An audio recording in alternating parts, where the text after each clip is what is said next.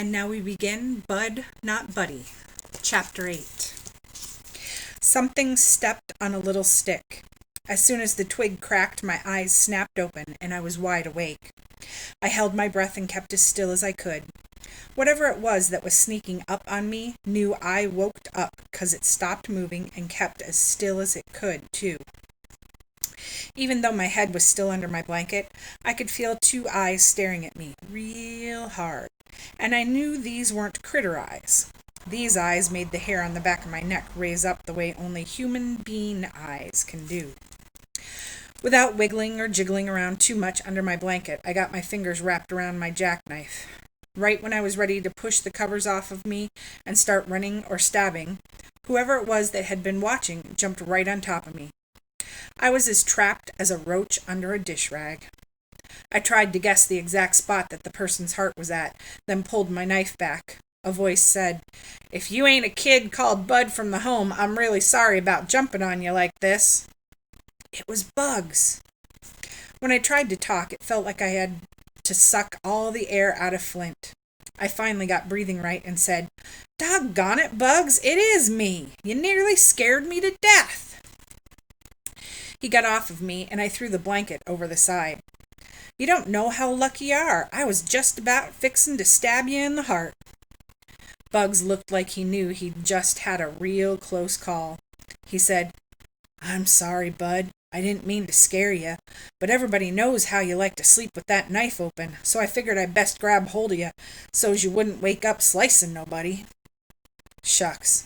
Even though it was Bugs who'd come real close to getting his heart poked, I was the one who was still having trouble catching my breath. I asked him, "How come you aren't back at the home?" But before he had a chance to answer, I knew. "You're on the lam." Bugs said, "Yup, I'm going back to riding the rails. When I heard about you beating that kid up so bad that you had to take off, I figured it was time for me to get going too. I thought you might be hanging around the library, so I come down to see if you wanted to go with me." "Where are you heading?"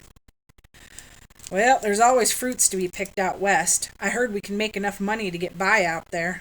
There's supposed to be a train leaving sometime tomorrow. Did you really beat that kid up in the foster home?" I said, "Uh-huh. We kinda had a fight." "How long's it to take to get out west?" Bugs said, "Depends on how many trains you got to hop." "Was he really 2 years older than you?"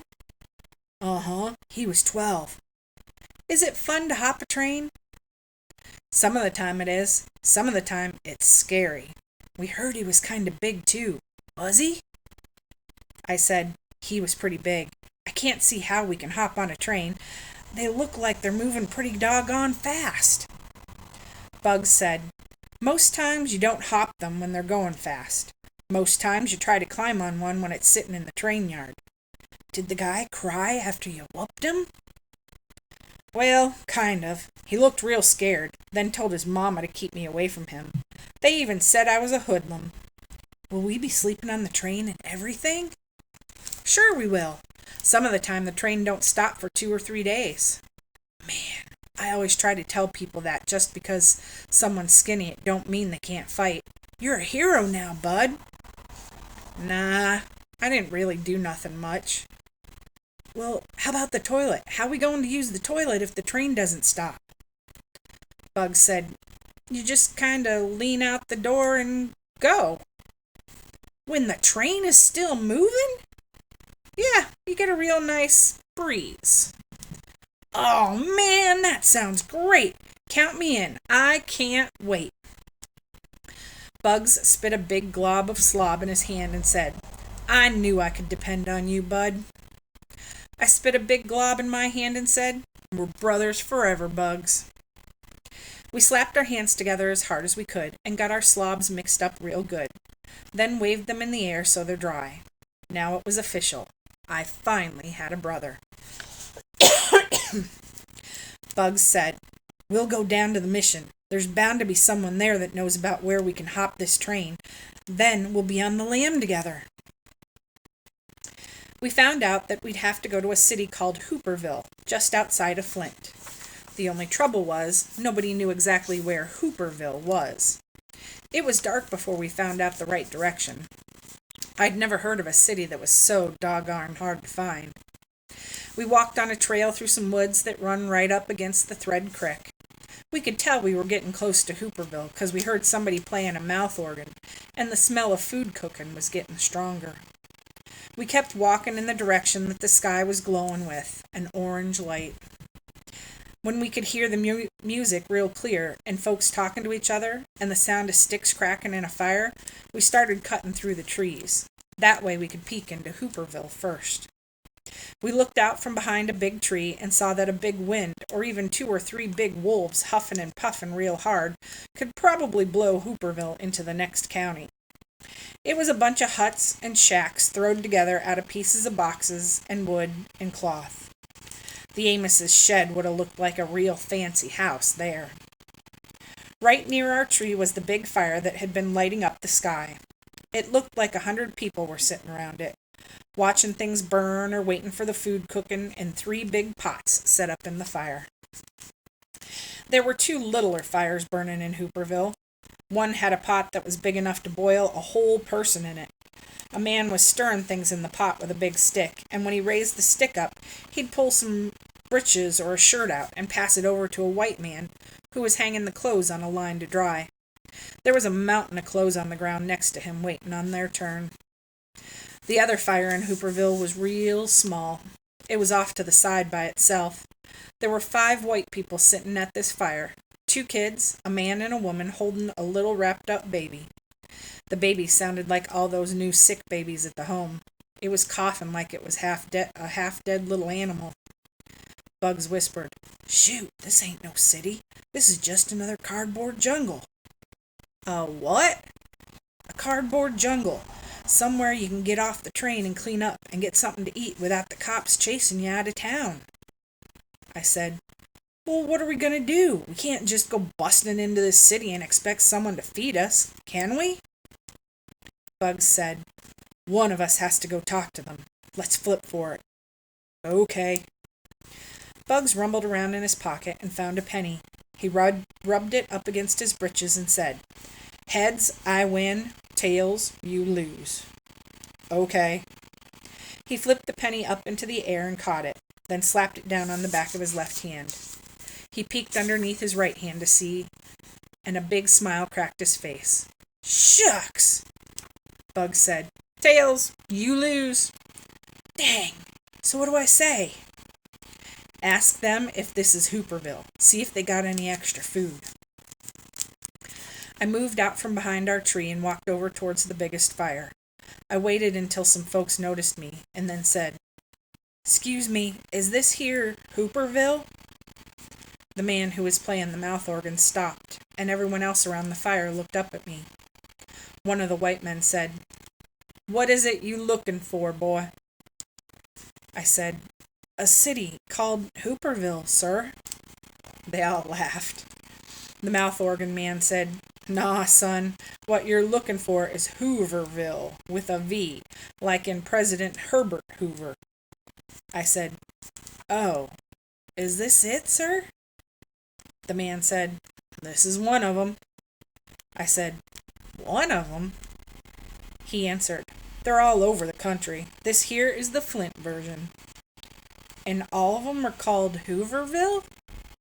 "That's right, son. Mr. Hoover worked so hard at making sure every city has got one that it seems like it would be criminal to call them anything else." Someone said, "That's the truth." I said, "Well, how are we going to know if we're in the right one?" The mouth organ man said, "Are you hungry, boy?" "Yes, sir." "Are you tired?" "Yes, sir." "Are you scared about what's going to happen tomorrow?" I didn't want anyone to think I was a baby, so I said, "Not exactly scared, sir. Maybe I'm a little bit nervous." The man smiled and said, "Well, son, any place where there are other folks in need of the same things that you are is the right place to be. This is exactly the Hooverville you're looking for." I knew what the man was trying to say. This was the exact same kind of circle talking and cross talking that Mama used to do. Bugs hadn't had that kind of practice. He came from behind the tree and said, I don't get it. You said there were Hoovervilles all over the place. What if we was looking for the Hooverville in Detroit or Chicago?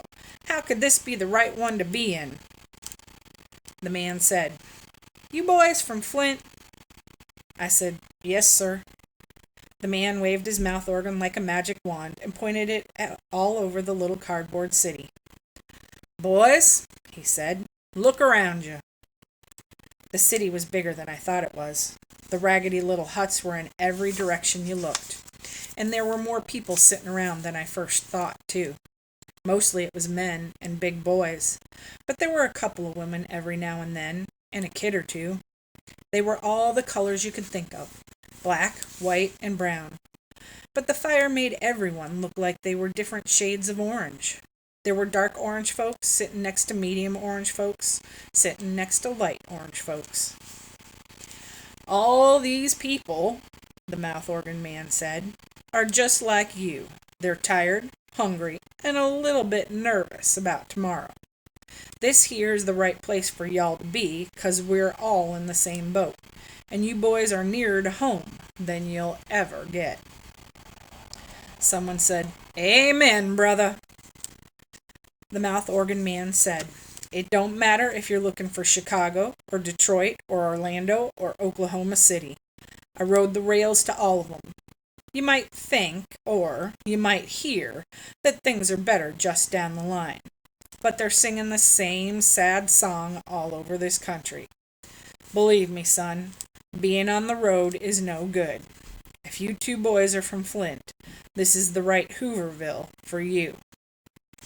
Someone said, Brother, why don't we feed these boys? That one looks like he ain't eaten in 2 or 3 months.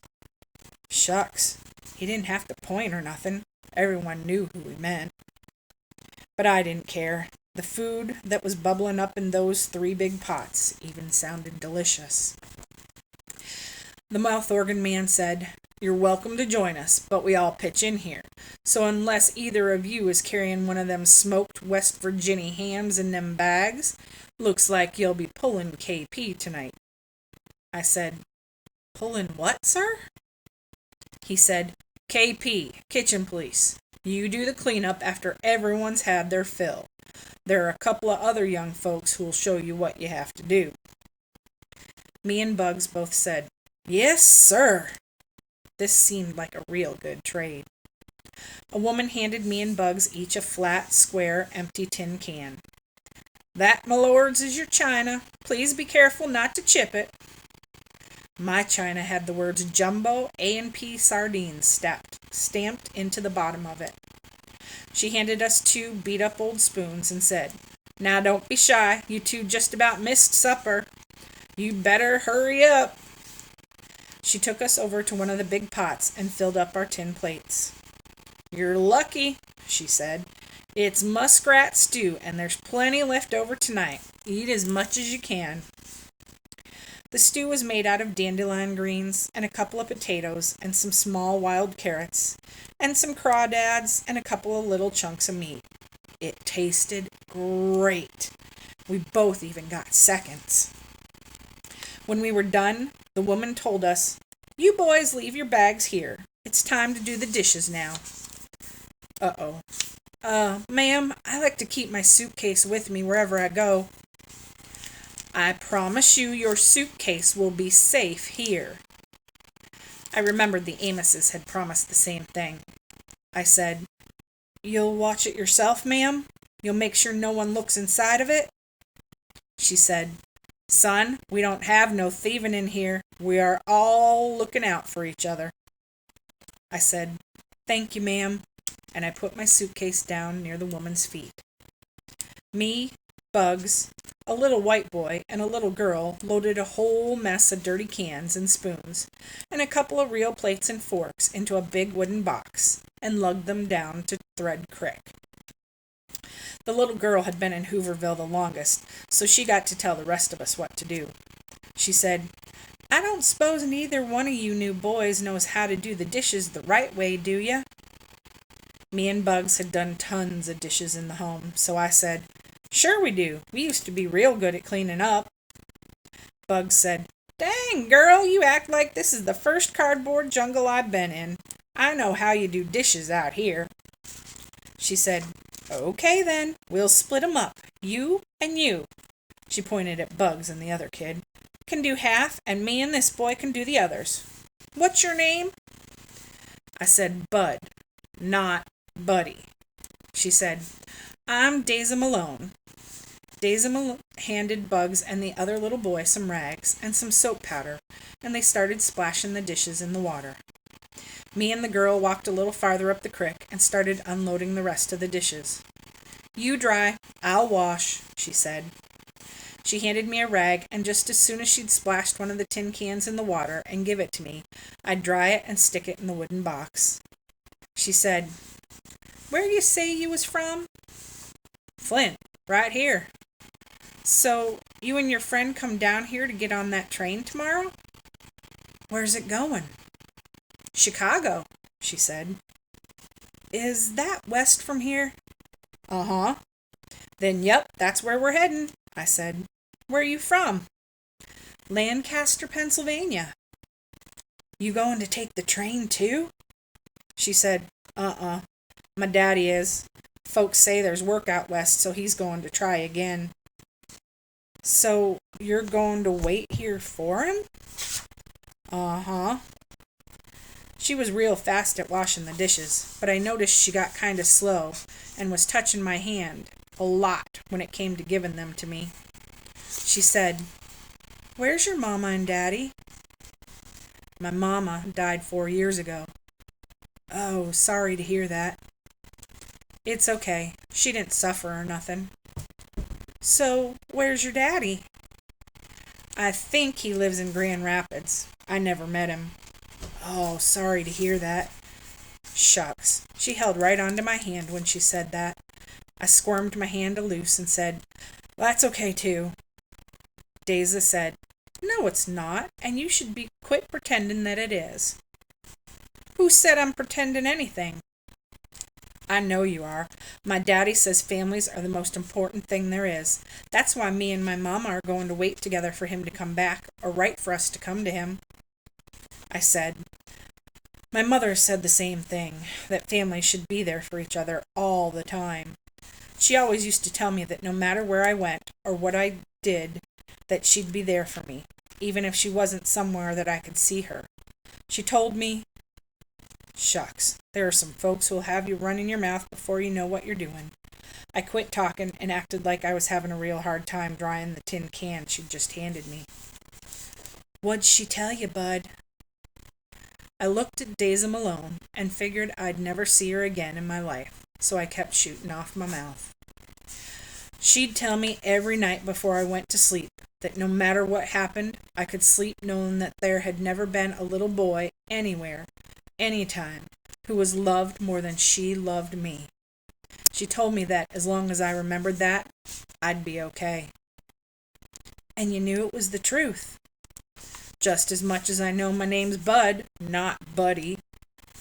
She said, "Don't you have no other kin here in Flint?" "No." "I guess I can't blame you for wanting to ride the rails then. My mama says these poor kids on the road all alone are like dust in the wind. But I guess you're different, aren't you, Bud? I guess you sort of carry your family around inside of you, right?" "I guess I do. Inside my suitcase, too." She said, "So you been staying in an orphanage since your mama died?" "What makes you say that?" "Well, you're kind of skinny, but I can tell by the way you talk and the way you act that you haven't been out on the road for very long. You still look young." I said, "Shucks, I'm not all that young. I'm going to be 11 on November 14th, and I'm not skinny. I'm wiry. Some folks think I'm a hero." "So, Mr. Hero, we're the same age, but you have been staying in an orphanage." "I've been staying in a home." "My daddy says being on the road ain't fit for a dog, much less a kid. How come you don't just go back to your orphanage?" She started up, touching my hand too much again. Daisy Malone seemed like she was all right, so I came clean with her. Don't tell no one, but I lit out from a foster home, so I'm on the lam, and I wouldn't go back to the home even if I could. It's getting so there's too many kids in there. So, that's better than being cold and hungry all the time and dodging the railroad police. What do you mean? You don't think they just let people jump on the trains, do ya? Well, I guess I hadn't thought about it. See, I knew you were too nice to have been out on the road. You're going to have a bad surprise tomorrow morning. That won't bother me much, she said. Oh yeah, I forgot. You're a hero or to some folks or something. When Daisy smiled, a little dimple jumped up in her brown cheek. I didn't answer. I just kept drying tin cans. We got to the last 4 or 5 tin can plates, and Daisy said, You ever kiss a girl at the orphanage? Uh-oh. Are you kidding? No. Why? Are you afraid of girls? You must be kidding. She said, Okay, and closed her eyes and mushed her lips up and leaned close to me. Dang! If I didn't kiss her, she'd think I was scared of girls. If I did kiss her, she might blab or Bugs might see me and tell strangers about what happened. I looked down the creek where Bugs and the other boy were still splashing in the water. It was dark enough that I didn't think they could see us too good. I scooched my lips up and mashed my face on Daisy Malone's. We stuck like that for a hot second, but it felt like a long time. When I opened my eyes and pulled back, Daisy kept hers closed and smiled. She looked down and stuck her hand in mine again, and this time I let her keep it there. She looked out at the creek and the woods on the other side and said, Isn't this romantic? I looked out to see what she was talking about. The only thing I could see was the moon like a big egg yolk way up in the sky. You could hear the water and the sound of the mouth organ man playing a sad song back in Hooverville. I sneaked another peek at Daisy's dimple. She said, You hear that? That's Shenandoah he's playing. Isn't it pretty? I guess so. Do you know the words? Listen. It's been 7 long years since last I've seen her. Way hey, you rollin' river. Been 7 long years since last I seen her. Way hey, I'm bound away. Cross the wide Missouri. I said, Yep, that's a sad song. I didn't think it was pretty at all. She squeezed my hand and said, Isn't it? It's about an Indian man and woman who can't see each other for 7 years. But in all that time they still stay in love no matter what happens. It reminds me of my mother and father. Your dad's been gone for 7 years? She looked out over the creek like the big eggy moon had hypnotized her. I pulled my hand from hers and said, Well, that's just about it for the dishes. She smiled again. Bud, I'll never forget this night. I didn't tell her, but I probably wouldn't forget it either. I'd practiced on the back of my hand before, but this was the first time I'd ever busted slob with a real, live girl. We loaded all the dishes in the box and walked down to Bugs and the other kid. We put their dishes on top of ours and headed back. Bugs said, How come you're looking so strange, Bud? You look like you've been chunked in the head with a rock. Daisy Malone laughed, and for a second I thought she was going to rat me out. I said, I don't know. I guess that song's making me kind of sad. Bugs said, Yeah, it is kind of sad. Right before we got into the cardboard jungle, we passed the white people with the coffin baby at their own little fire. I said to Daisy, How come they're off alone? They aren't allowed to sit around the big fire 'cause that baby's making so much noise? Daisy said, They've been invited, but my daddy said you got to feel sorry for 'em. All they're eating is dandelion green soup. They're broke, their clothes are falling off 'em, their baby's sick, but when someone took them some food and blankets, the man said, Thank you very much, but we're white people. We ain't in need of a handout. When we got back to the main fire of Hooverville, we put the dishes in another box. Daisy made us turn them all upside down, so if the rain got into them, they wouldn't rust. I went to the woman with my suitcase. It was in the same spot I'd left it, and the knots in the twine were the kind I tie. I said, "Thank you very much, ma'am." She said, "I told you not to worry." I went back to the big fire to sit with Bugs. The mouth organ man said, "I suppose you boys are going out on that train tomorrow." I said, "The one for Chicago, sir?" He said, "Yep, that's the one." I said, "Yes, we are, sir." He said, "Well, you'd best get as much sleep as you can. It's supposed to be pulling out at 5:15, but you never know with these freights." We got in one of the shacks with some other boys. Bugs was snoring in 2 seconds, but I couldn't sleep. I opened my jackknife and put it under my blanket. I was thinking. Daisy's mama was right. Someone who doesn't know who their family is like the dust blowing around in a storm. They don't really belong any one place. I started wondering if going to California was the right thing to do. I might not know who my family was, but I knew they were out there somewhere, and it seemed to make a whole lot more sense to think that they were somewhere around Flint instead of out west. I opened my suitcase to get my blanket. Even though I trusted the woman who'd guarded it for me, I checked to make sure everything was okay. I picked up the tobacco pouch that had my rocks in it and pulled the drawstring open. I shook the 5 smooth stones out and looked at them. They'd been in the drawer after the ambulance took Mama away, and I'd had them ever since. Someone had took a pen or something and had writ on all 5 of them, but it was writ in a code so I couldn't understand what they meant. One of them said, "Kentland ill, 5/10/11." Another one said, "Luguti in, 5/16/11." And then there was Sturgis M, 8/30/12, and Gary in, 6/13/12. And the last one said, Flint M, 8/11/11. I put them back in their pouch and pulled the string tight. Then I pulled out the envelope that had the picture of the saggy pony at the misbegotten Moon Park. It was fine. Next I counted the flyers again. All 5 were there.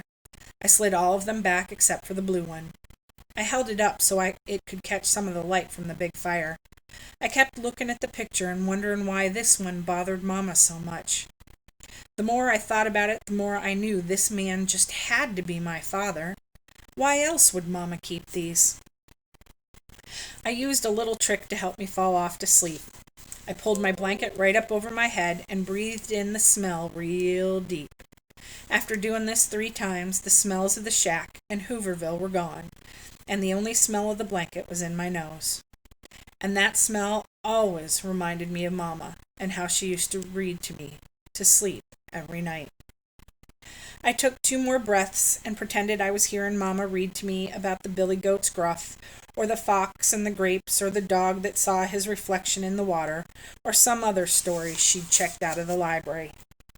I could hear Mama's voice getting farther and farther away as imagined I was in the story, until finally her voice and the story all mixed into one. I learned that it was best to be asleep before Mama finished the story, because if she got done and I was still awake, she'd always tell me what the story was about. I never told Mama, but that always ruined the fun of the story.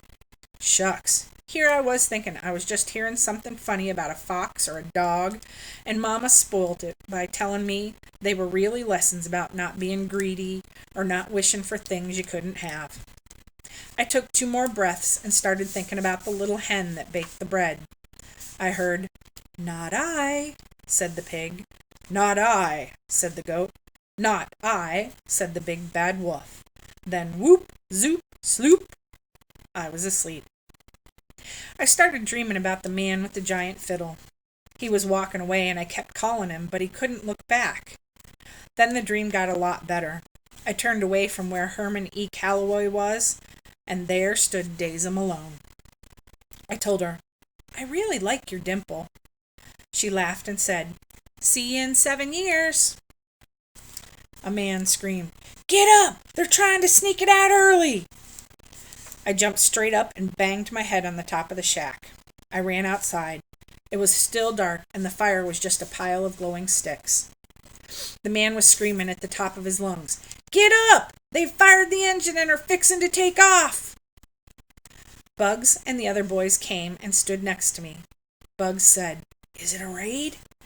Someone said, "No, they're trying to sneak out before we get up." People started running all over Hooverville. Bugs said, "Come on, Bud, get your stuff. We got to get on that train." I folded my blanket up and put it in my suitcase and tied the twine back. I put my jackknife in my pocket, and Bugs and I ran outside. I hadn't got 6 giant steps away when a boy stuck his head out the door and yelled, "Hey, Slim, is this your paper?" I looked back. My blue flyer! I forgot to put it back in the suitcase. Bugs said, "Hurry, I'll wait." "I'll catch you. Go ahead." I ran back and took my flyer from the boy. "Thanks a lot." I ran back out into the crowd that was tearing through the woods. There were 1,000,000 men and boys running in the same direction. I didn't want to fold the flyer up, so as I was running, I slid it between the twine and the suitcase. I'd put it back inside once we got on the train. No one was talking. All you could hear were the sounds of 1,000,000 feet smacking on the trail, and the sound of 1,000,000 people trying to catch their breath. Finally, a hiss sound started getting louder and louder, and I knew we weren't too far away. We broke out of the woods, and there in the dark sat the train. The locomotive was hissing and spitting coal-black smoke into the sky.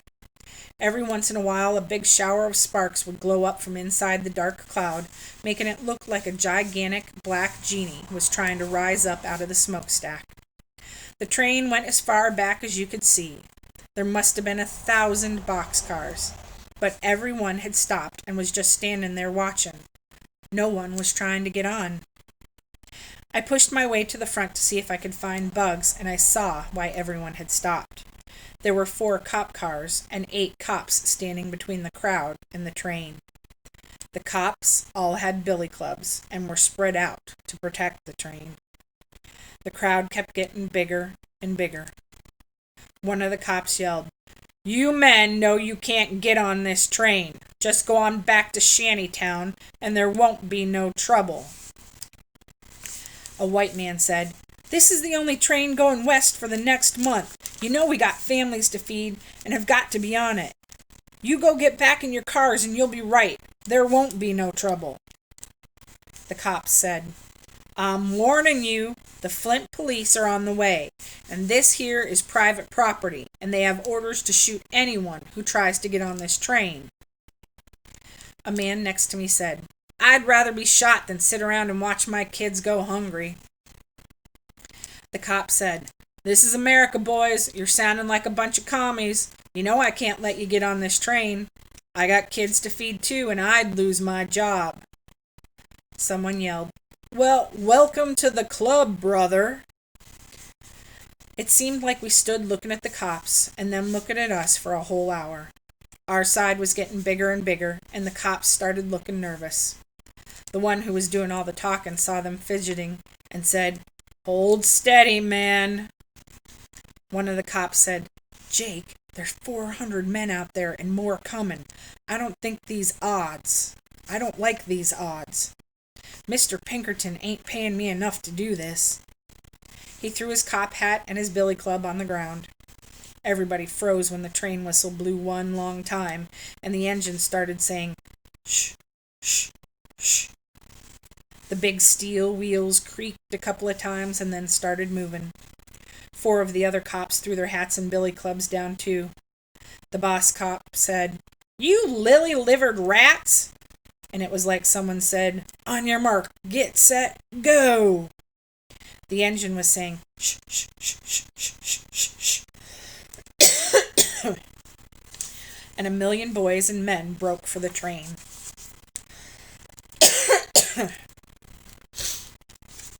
I got pushed from behind and fell on top of my suitcase. Someone reached down and pulled me up. I squeezed my bag to my stomach and I ran. The train was going faster and faster. People were jumping on and reaching back to help others. I finally got to the tracks and was running as hard as I could. I looked up into the boxcar and I saw Bugs. He screamed, "Bud, throw your bag! Throw me your bag!" I used both hands to throw my suitcase at the train. Bugs caught it, and when he set it behind him, the blue flyer blew out of the twine and fluttered outside the door. But it was like a miracle. The flyer flipped over 3 times and landed right in my hand. I slowed down and put it in my pocket. Bugs reached one arm out and screamed, "Bud, don't stop! Run!" I started running again, but it felt like my legs were gone. The car with Bugs in it was getting farther and farther away. Finally, I stopped. Bugs was leaning out the door and stopped reaching back for me. He waved and disappeared into the boxcar. A second later, my suitcase came flying out of the door. I walked over to where it landed and picked it up. Man, this was one tough suitcase. You couldn't even tell what it'd been through. Still looked exactly the same. I sat on the side of the tracks and tried to catch my breath. The train and my new pretend brother got farther and farther away, chugging to Chicago. Man, I'd found some family, and he was gone before we could really get to know each other. There were 6 or 7 other people who didn't make the train, so we all walked back towards Hooverville. They must have lit the big fire again. The sky in that direction was glowing orange. The cop that first threw down his billy club walked over to us and said, "He wasn't lying about the Flint police coming, but they're coming to bust up that shantytown. You all should get out of here." When we got close to Hooverville, we heard 4 gunshots. We all spread into the woods and sneaked up to see what happened. I peeked from behind a tree and could see a bunch of cops standing around with pistols all out. All the men and boys and women that were left in Hooverville were bunched up on one side, and the cops were on the other. The fire had been lit and was burning bigger than ever, but now it was burning because the cops were tearing all of the shacks down and were throwing the wood and cardboard and hunks of cloth into the middle of it. One of the cops dragged the big clothes washing pot over to the side and stuck his pistol down in it and shot 4 more times. Phew! Inside of shooting people, they were shooting holes into all the pots and pans. A man was yelling, "You yellow-belly low-lifes! You waited till you knew most of the men was gone! You're cowards!" The cops wouldn't talk or nothing. They just kept piling Flint Hooverville into the fire. I tried to see if I could spot Daisy Malone, but they were too many people. It seemed like the only good thing that came out of going to Hooverville was that I finally kissed a girl. Maybe someone was trying to tell me something, what with me missing the train and the blue flyer floating back to me. Maybe Daisy Malone was right. Maybe I should stay here in Flint. I walked back further into the woods and sat down. I pulled the blue flyer out of my pocket and opened my suitcase back up. I smoothed the flyer out and took another good look at it. Maybe it came floating right back to me because this Herman E. Calloway really was my father. Wait a minute. I sat up. The names Caldwell and Calloway are a lot alike. Both of them have 8 letters, and there aren't too many names that have a C-A-L and a W all together. Like that. I remembered what I read in that little big book Gangbusters. It said a good criminal chooses an alias that's kind of close to their own name. Except I couldn't figure out who was a criminal here and why anybody needed an alias. I wanted to stay and look for Daisy and her mother, but it was too hard to hear all the people crying and arguing. Besides, I was still on the lam. I started walking. If I hurried, I could get breakfast at the mission. And that's the end of chapter 8.